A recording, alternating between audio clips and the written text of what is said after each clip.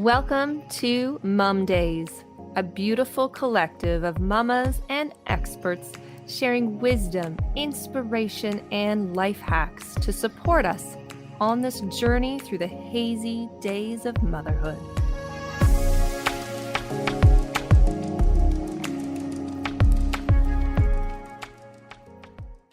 Welcome back to the Momdaze podcast. I'm your host, Holly Lowe, and we are continuing on with our series all about understanding fertility, your reproductive cycles, and all the stuff that goes along with that. Now, I have to say, this is something that at first I was kind of embarrassed to tell people that I had no idea what was involved in cycle, stages and the phases of it and just the ins and outs of each part of my monthly cycle. And it was something that I thought everybody understood. So I kind of felt like I was the one who, didn't know what I was doing. I was the one who nobody taught this to, in a thorough manner. But I started to realize that the majority of women I knew didn't know it either.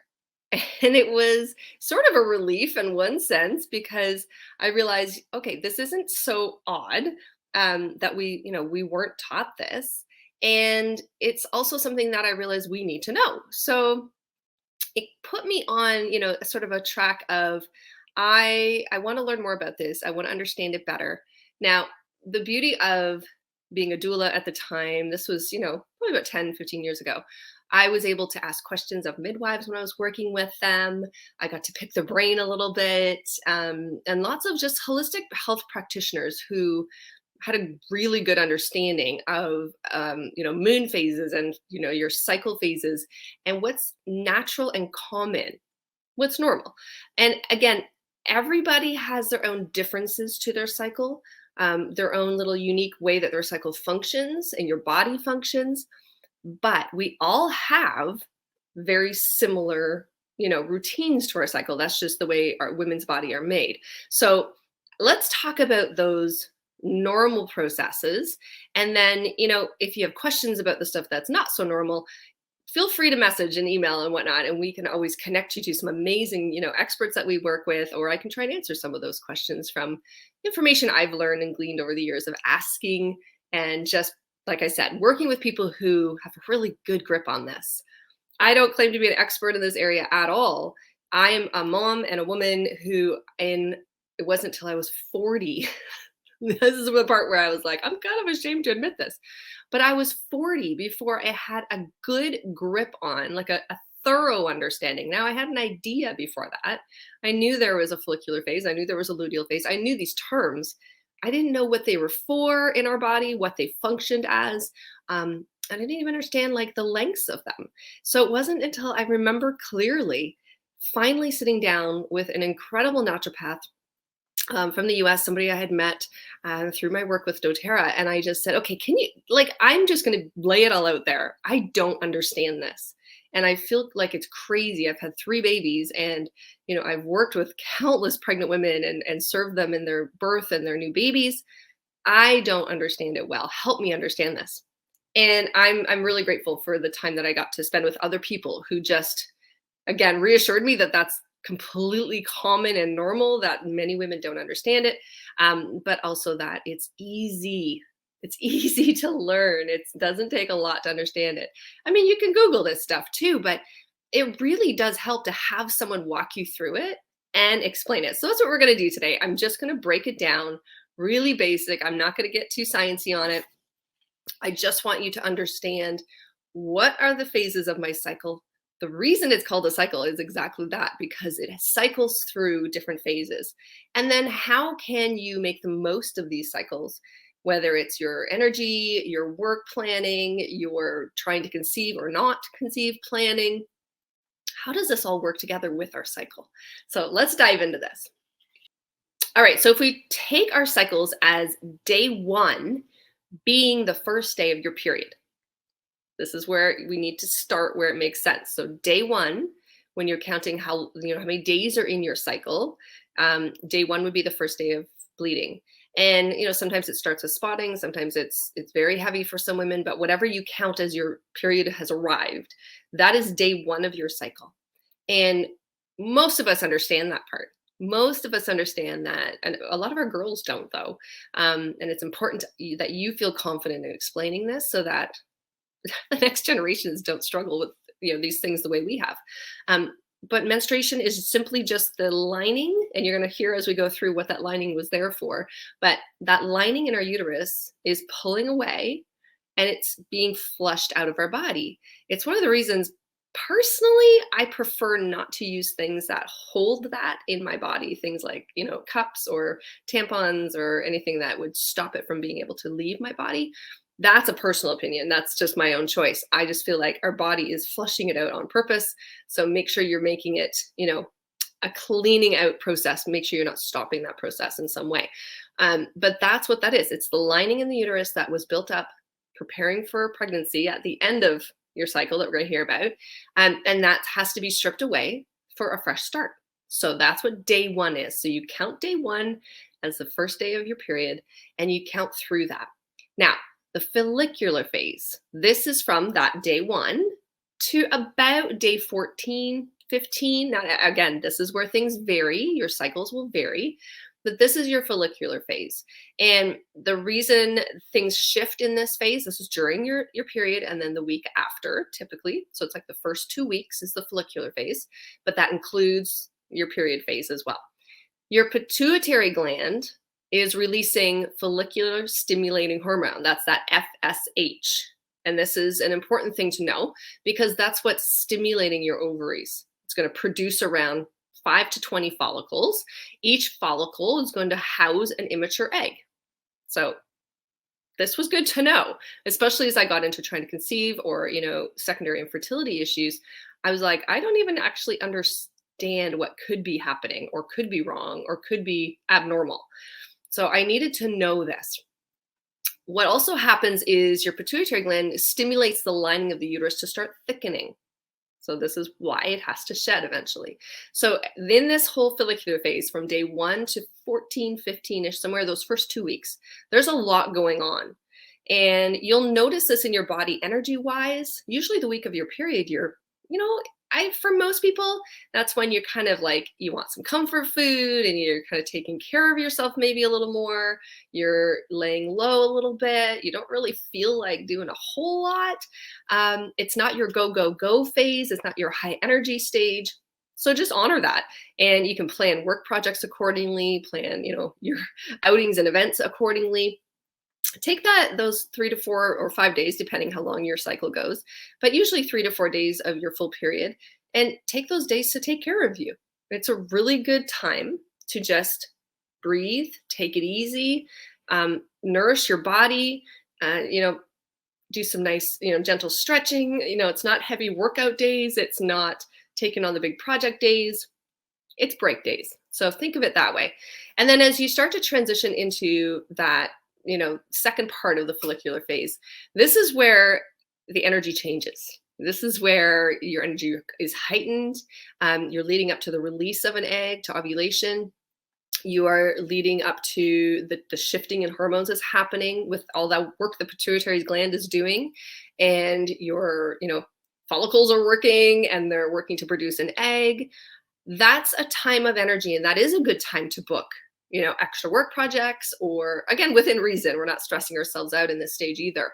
But knowing that you're going to have a little burst of energy, you're going to have some extra hormones in there that are making everything feel good. You're going to be more interested in sex at that time. There's a lot of things that are changing that way. So plan for those things. If you're going to plan a getaway with your partner, that's a good time to do it. If you are trying to conceive, you're going to book in some time, right, to be together. So make sure that you pay attention to that you know where those days are leading up to it. Now, the next stage is ovulation. So now we've gone through period, into the follicular phase. We're around day 14. There should be ovulation happening somewhere around there. And that's when you're releasing a mature egg. Your follicles have chosen an egg. One of them gets released, typically only one. And then that egg will kind of make its way through that part of your body, through the, everything that's, I'm not going to get into all the anatomy of it, but they're going to make their way, the egg is going to make its way towards your uterus. And this is where your pituitary gland gets to work again, because now it's producing more luteinizing hormone. And this is how, if you're tracking, so if you're tracking your cycle, which I recommend everybody find a way that works for them for tracking their cycle. I don't rely on that in any way. Cycle tracking and LH testing for your luteinizing hormone, it simply is showing you that there's increases in those hormones, but depending on your testing and the time you test in the day and all that, it can vary and be a little bit confusing. So I recommend testing between noon and 3 o'clock every day from the day your period stops. So when you know you're completely clear, your period's over, start testing then, and don't spend money or hurt the environment buying plastic ovulation kits. It's not worth it. We use ones, I think it's called Pre-Mom. I get them on Amazon. They're just little pea strips of the little tiny papers, and you just take a picture of it and load it into their app. It's so simple. There's lots of options like that, right? You don't have to spend a lot of money on it. They can be cheap, and it just simply tracks for you when there's a bit of a grow spike, right? So it'll show the increase of luteinizing hormone that your pituitary glands are making, and it will start to go up. And then usually 24 hours before that egg is released, you'll see the peak, and it will register a peak in luteinizing hormone. You might sometimes see multiple peaks, so that's where it gets a little weird. So that's why you can't just rely on that. You also need to rely on cervical fluid, what that feels like, getting used to checking your cervical fluid, mucus, seeing if it's thin and stretchy. Is it thick and gooey? Is it milky? You have to check some of those things on a regular basis. And then also the position of your cervix is a really good to know. Is it up high? Is it down low? Can you touch it really easily? So get comfortable with these these practices if you want to understand your cycle thoroughly. It's not just for people trying to conceive, right? This is really important if you don't want to use hormonal contraceptive because of all the issues around that. This is a really, honestly, a simple way to avoid getting pregnant, because there's only 3 to 5 days at most, usually 3-day window where you can conceive. So that's tiny. And if you know that window, you just avoid it. It's really that simple. And when you have a good rhythm going with that cycle and you understand it, it's such a great way to use, a non-contraceptive type way to avoid pregnancy. It's also really important to teach our girls this, and honestly boys, because if they're not using other methods, right, and many of them don't, but if our girls understand that this is just the week you should be careful, right, be very careful, and these are probably the 3 days you should definitely not do anything you don't want to be doing, or that you want to be doing but shouldn't be. Put it that way. So remembering that there's these shifts happening for a reason, and as that goes up, it's just really showing your body that, hey, we're getting prepped for baby, this egg to be fertilized, to then be implanted in the uterus and start growing a baby, or in which case your HCG numbers start to go up and you can test for that, or not, right? And then we start this whole cycle over again. Now, what happens in the 2-week wait, we call it, that 2-week wait after ovulation? So there's a luteal phase that's going to come into play, and that's as either, if it's not fertilized, if it is fertilized, doesn't matter, but those hormones are going to start to shift again, and either your body is starting to prep, needing a little bit more, maybe progesterone, depending on your age, to help that baby continue to grow, or to continue to the process to continue. But whatever's happening in those 2 weeks, you've got a 2-week window of, I don't know what's going on. And that's, anyone who's gone through trying to conceive will understand the 2-week wait. We all know it. We all get it.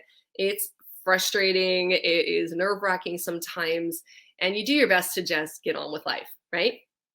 But in those 2 weeks, you will feel a shift in energy.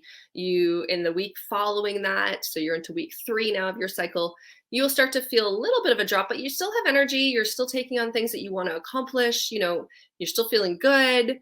You can still be doing more, more heavy workouts if you like to run or you like to lift weights or whatever. You're good to keep doing that. And then you'll notice in that last week, it shifts. And that's when things will start to drop a little bit more again. And you're leading back up to day 1 of your cycle. So when you're trying to figure out, do I have a 28-day cycle? Do I have a 30-day cycle? Do I have a 29-day cycle? That's how you figure it out. So you look at day one and then you walk your way through. When do I see that shift? When do I see the sorry, what's the word I'm looking for?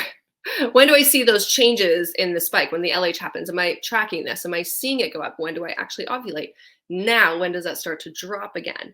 And it's always good. You can test again right after, and you can do a few more tests after you see the spike so you can see it drop back down.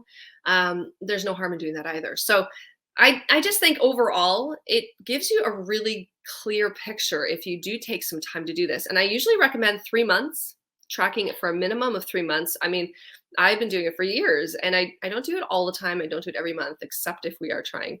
Then I will be very consistent about it. But I think it's important at the age that our girls have a cycle. I think it's really important to teach them this. Now, do I think our 13-year-olds need to be testing and finding out their cycle? No, they don't necessarily. But at 15, 16, could they? Yeah, why not? Show them how. Show them how to use the strips. Show them what to do with it. Show them how to write it down or to record it in the app.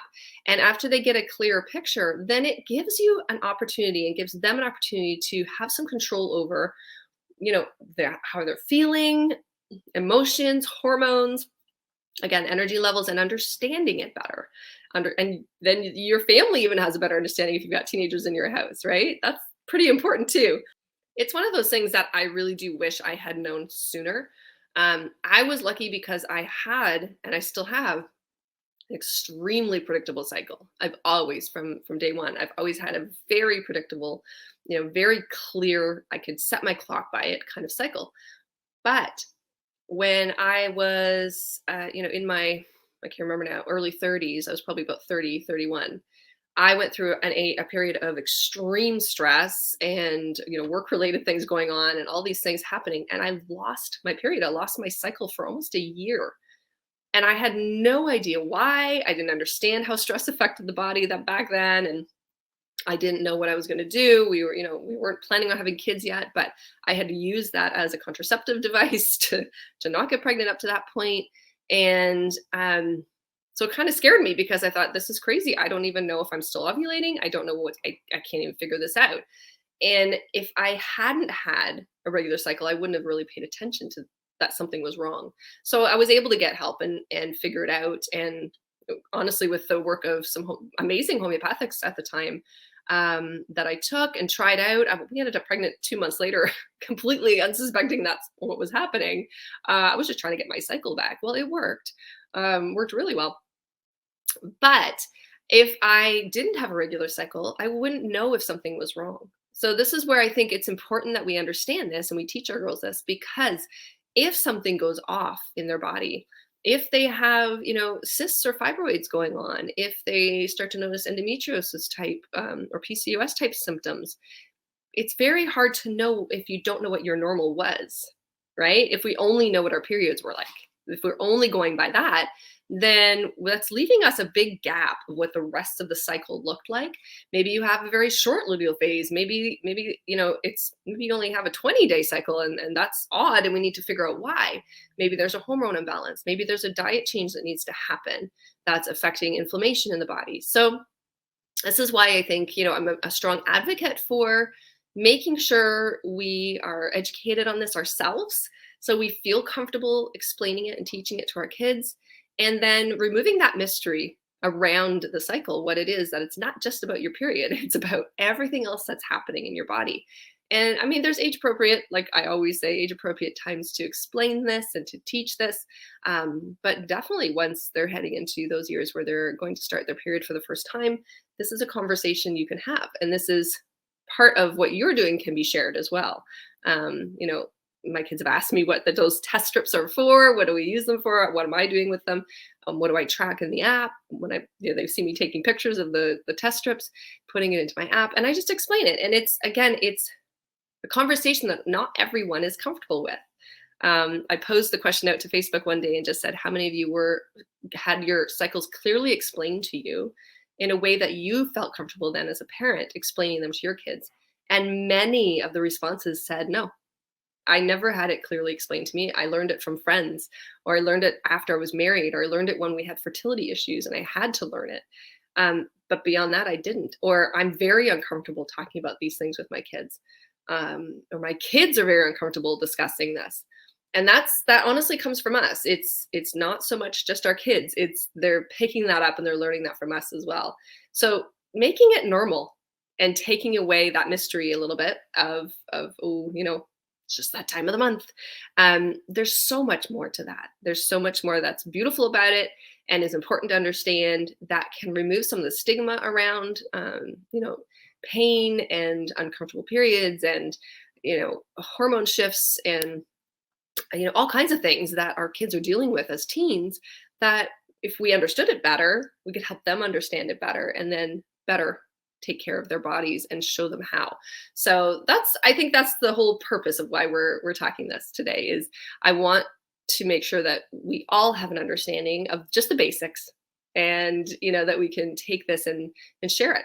So whether it's with your kids or whether it's with friends or, other people in your life that are struggling with parts of their cycle or trying to conceive or can't use birth control or whatever it looks like, this information is important. And just having a basic understanding of your cycle is the starting point. Beyond that, it's getting comfortable with these conversations, being able to talk about it.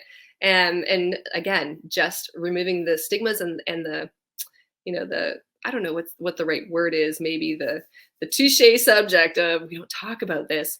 We have to move this into the next century and say, okay, this is a normal conversation about our health, our bodies, for women especially, but men need to understand this as well, so that there's a respect and an understanding for what we're going through throughout the month, why there's shifts in our moods and our hormones and our energy, our interest, all kinds of things, that it's not just about PMS and a period, right? Because I feel like that's all it's ever been broken down to. That's all we were ever taught in school was you have a period. Here's what male anatomy looks like. Here's what female anatomy looks like. This is how baby's made.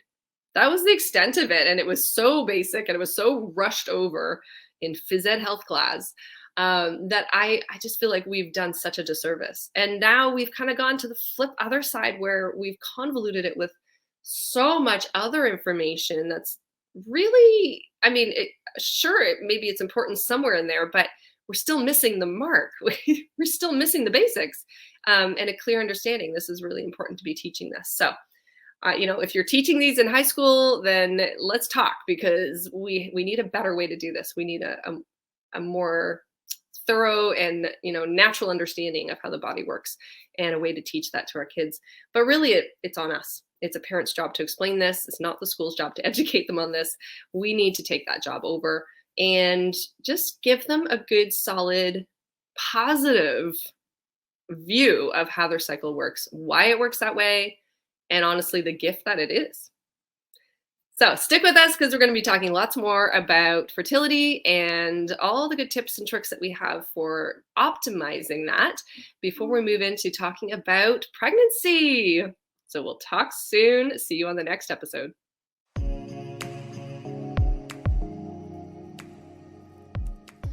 Would you like to learn more? Find me on Instagram and YouTube at Momdaze Podcast.